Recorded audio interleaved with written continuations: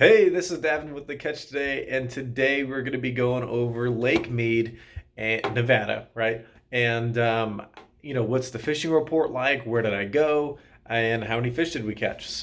Last weekend was the U.S. Open for Lake Mead, I believe. Don't know for sure. I just know that there was a big old tournament with a bunch of boats driving by, so it was probably the U.S. Open. Probably about 40 boats there. Ton of fishing pressure. This was on Sunday, so this is the second day of the weekend, which typically isn't the best day to fish. Yet we got, I mean, not a limit, but I mean, we got a full boatload. I mean, we literally had to go home because we had so many striped bass. And so we were able to catch both striped bass and largemouth bass over on the northern side of the Narrows, kind of on your way over to Overton. So when you drive out Colville, drive through the Narrows, there's a little spot off to your left and off to your right on either side near Echo. And you can typically catch fairly decently sized fish. So I personally caught 7 fish through one back. It was just a skinny striper that we didn't really want. And then my dad had caught 5 fish. So overall, we boated 11 fish, which is about as many fish as you keep in our live well. And so after about 10 fish, we pretty much just have to go home. So that is how Las Vegas is doing.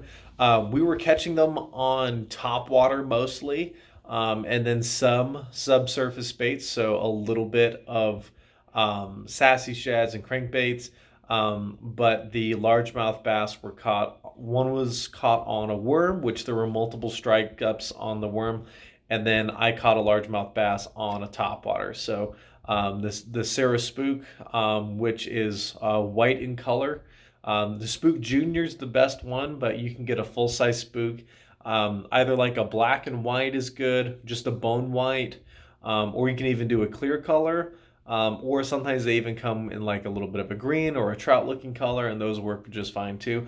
I personally don't like that much paint on my baits, so I usually go with like a black and white, a gray and white, or just a regular bone white. White seems to work really, really well in Lake Mead. So if you're ever curious about fishing Lake Mead, I would definitely highly recommend, especially on the September mornings.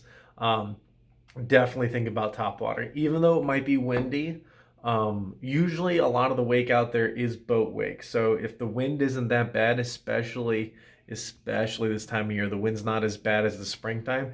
This is like topwater and spoon season all the way. So I cannot stress that enough. Like, try out the topwater. It's gonna be really fun. And I really want to see some people enjoy this content and really enjoy themselves at the lake, because I was able to give them some good advice. So if this video worked out for you, and you were able to catch some fish out at Lake Mead, definitely give this video a thumbs up.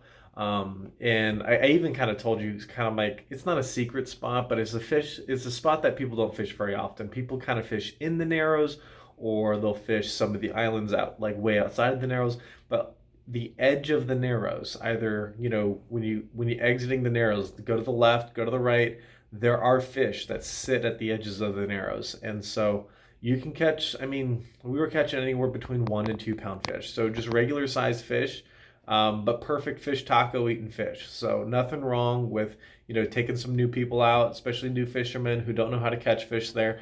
Be a great place to go that's not going to be crowded, like the Las Vegas Wash would be, but also a place where you can catch some decent fish. So hopefully you guys enjoyed, and have a great day.